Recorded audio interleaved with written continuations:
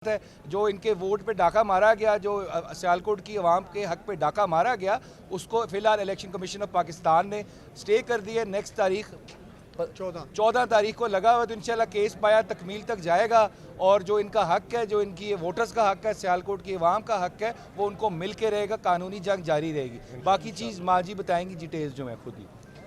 बिस्मिल्लाहिर्रहमानिर्रहीम। मेरे शहर सियालकोट के बहादुर बेटों बेटियों माओ बहनों, देखो मैं आपके हक पर डाका डालने ख्वाजा आसिफ को नहीं दूंगी। मैं आज ख्वाजा आसिफ के बारे में स्टे हो चुका है, उसके आर्डर जारी नहीं होंगे, ये जंग जारी रहेगी इंशाअल्लाह ताला। मैं अपने शहर सियालकोट के बहादुर बेटों भाइयों बहनों के लिए ये पूरी जंग लड़ूंगी और हर हद तक जाऊंगी। ख्वाजा आसिफ, जो तुम ठप्पे लगा रहे थे अंदर, मैं हर पोलिंग स्टेशन पर गई हूँ, तमाम सबूत मेरे पास हैं, तमाम पुलिस आपके साथ थी। मैं आरओ के दफ्तर गई, आरओ के दफ्तर के सामने 25 पुलिस के लोग थे, उन्होंने धक्के दिए, मुझे अंदर जाने ना दिया, मेरे बाजू को चोट लगी हुई है। और दूसरे लोगों ने भी बड़ी कोशिश की कि हम डाका डालने नहीं देंगे, मगर पुलिस ने लाठी चार्ज करके हमें निकाल दिया गया। सोच लो, हक और सच की जीत होगी और उस कुरान मजीद पर होगी, जिस कुरान मजीद का सहारा लेकर कल्ली माँ घर घर गली गली गई और हज़ारों लाखों उम्रदार मेरे साथ थे, लाखों उस्मान डार मेरे साथ थे। मेरी बेटियों भाइयों ने, मेरा माँ बहनों ने बड़ा साथ दिया। मेरा इस मीडिया चैनल के थ्रू पैगाम है कि मैं आपको सलाम पेश करती हूँ और माँ के दरवाजे हमेशा खुले रहेंगे।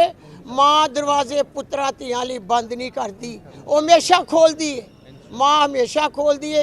इंशाअल्लाह ताला मैं डाका डालने नहीं दांगी। मुझे अपने कुरान मजीद पे भरोसा है और अपने खुदा पर भरोसा है। मैंने उस पर फैसले छोड़े हैं जिसका सहारा लेकर मैं निकली थी। मुझे उम्मीद है कि इंशाअल्लाह ताला इलेक्शन कमीशन भी एक माँ को जानते हुए, उसकी अजीम अस्कीत को जानते हुए, जो जुल्म मेरे साथ हुए और जो मेरी जीत है उसे शिकस्त में नहीं बदलेंगे। मेरा पैगाम है आपको कि मेरे कुरान और माँ के रिश्ते को सब। मेरी बात सुने, जो लीगल पॉइंट्स हैं उस पे जो मेरी वालदा क्या देख रहे हैं, लीगल अटॉर्नी अबूजर नियाज़ी साहब वो बात करेंगे। बुनियादी तौर पे तो हमें relief election commission of Pakistan से मिलेगा। मेरी वालदा को लाहौर हाई कोर्ट में हम इसलिए आए थे कि इनका नोटिफिकेशन रुकवाया जाए और लाहौर हाई कोर्ट से हमें डायरेक्शन मिले इलेक्शन कमीशन के लिए जी कि इसका ऑडिट करें, इसकी बाकायदा इंस्पेक्शन होनी चाहिए।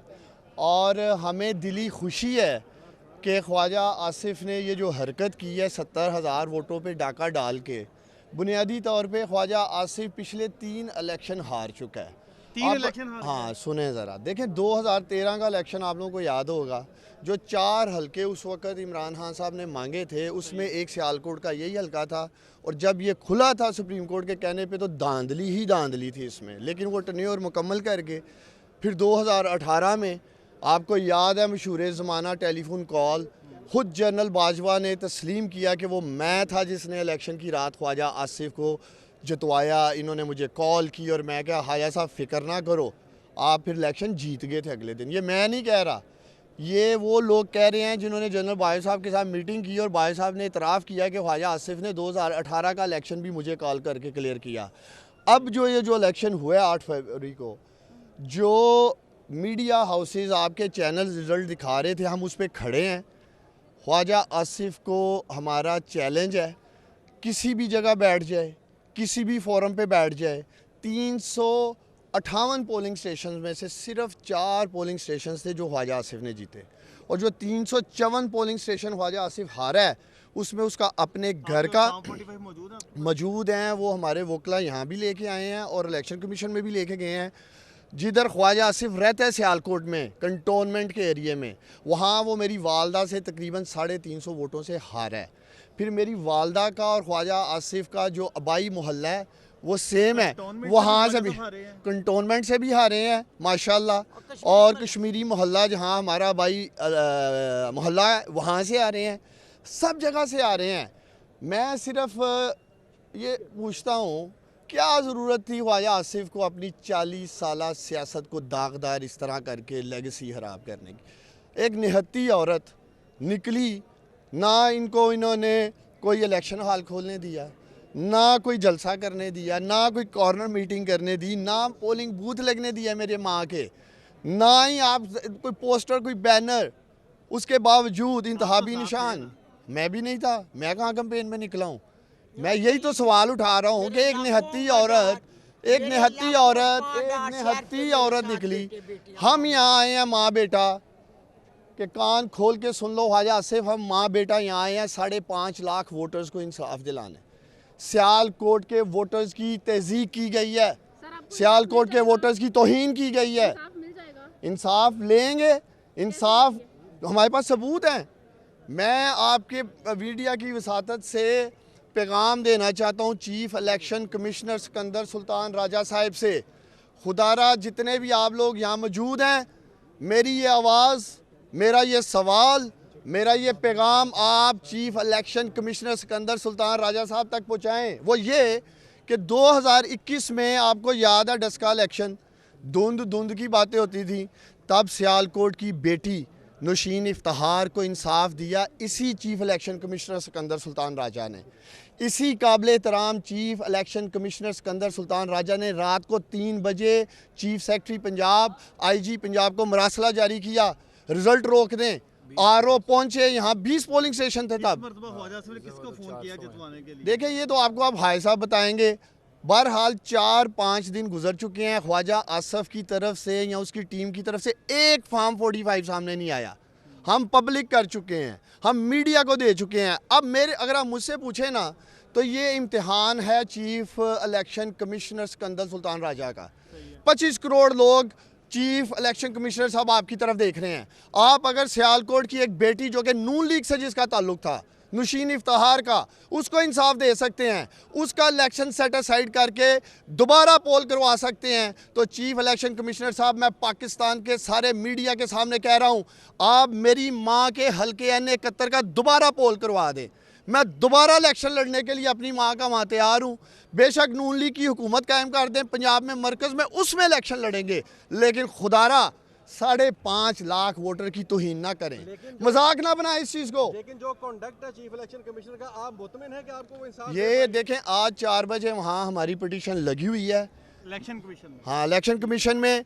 और मुझे खुशी है कि 2021 में जो सिकंदर सुल्तान राजा साहब ने अपना फैसला सियालकोट डस्का इलेक्शन में दिया था, अब मेरी माँ, ये कौम देखेगी कि सिकंदर सुल्तान राजा साहब क्या उसी सियालकोट की एक माँ आज उनके वहाँ इलेक्शन कमीशन में जा रही है 4 बजे, उसके साथ इंसाफ करेंगे। भाई, आपकी आज की बातों से ये लग रहा है कि आपने दोबारा सियासत में कदम रख दिया। नहीं, मेरे सियासत में सही पूछे ना, तो सियासत में मुझे मेरी माँ ने फ़ारग कर दिया।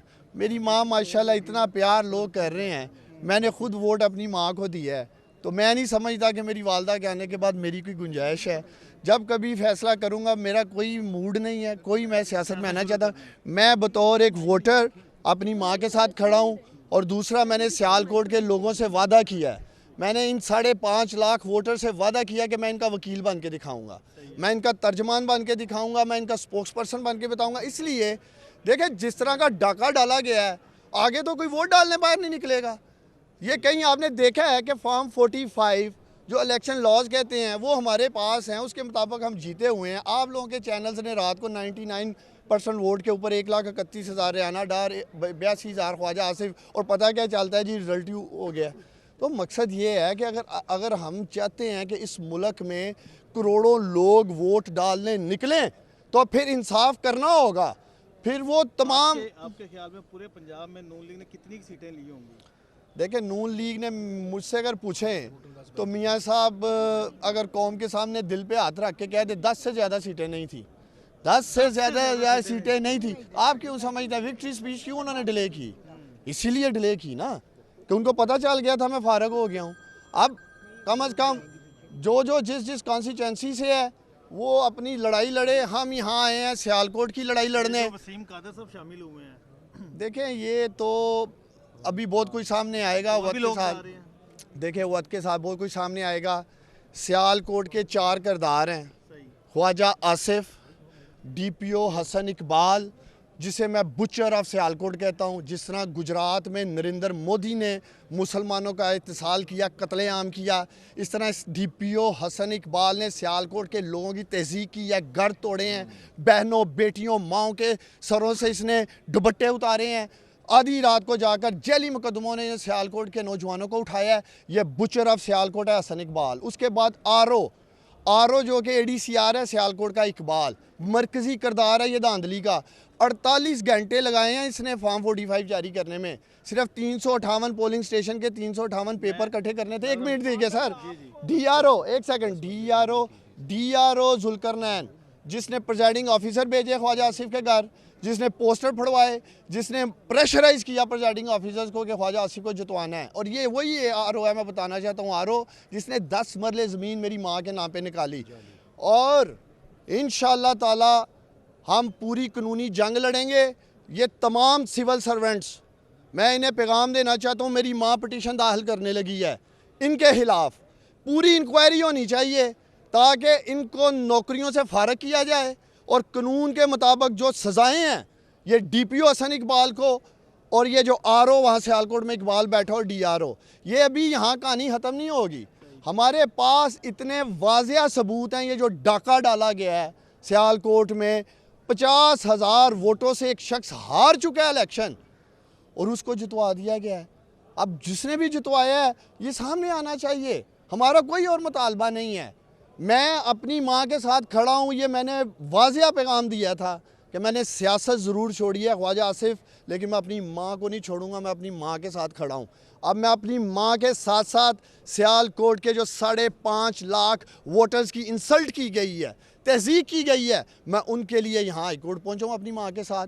इलेक्शन कमीशन भी जा रहा हूँ और इंशाअल्लाह ताला मुझे पूरी उम्मीद है कि ये जो डाका डाला है ख्वाजा आसिफ और उसके हवारियों ने मिलकर सियालकोट में, उसका एहतसाब भी होगा, इंसाफ भी होगा। और अगर ख्वाजा साहब फॉर्म 45 लेके आ जाते हैं सामने और फिर भी अगर नतीजा आपके खिलाफ आते हैं, फिर भाईजान, और फॉर्म 45 तो उन्होंने बना लिए हैं, जाली बना ली। हाँ, अब बात सुने, फॉर्म 45 हमारे पास भी हैं, फॉर्म 45 जमात इस्लामी के कैंडिडेट के पास भी हैं, फॉर्म 45 वहाँ लब्बैक का कैंडिडेट है उसके पास भी हैं, 2-3 और जमातों के खड़े हैं। और भाई उनके साइन कहाँ से लाओगे? उनके पोलिंग एजेंट्स के साइन कहाँ से लाओगे? और दूसरा, अंगूठे जो लगे हुए हैं हमारे पास ओरिजिनल, फ्रांसिक होगा, इंटरनेशनल लेबॉर्ट्री से करवाएंगे। ये ख्वाजा आसिफ कौमी मुजरम ही नहीं है, ये सियालकोट के अजीम लोगों का भी मुजरम है। इसने इंसल्ट की है वोटर्स की, इसलिए हम यहाँ तक पहुँचे हैं। पहले मामला था, चलें हमारे घर को तोड़ा गया, FIRs काटी गई, जेलों में डाला गया, वो हमारा एक इंडिविजुअल मामला था, वो हमारे ख़ानदान का इनफरादी मामला था। लेकिन इस डाकू वोट चोर ख्वाजा आसिफ ने ये जो डाका डाला है, सियालकोट के लोगों के साथ मजाक किया है, तहज़ीब की है, इसका इसे हिसाब देना होगा।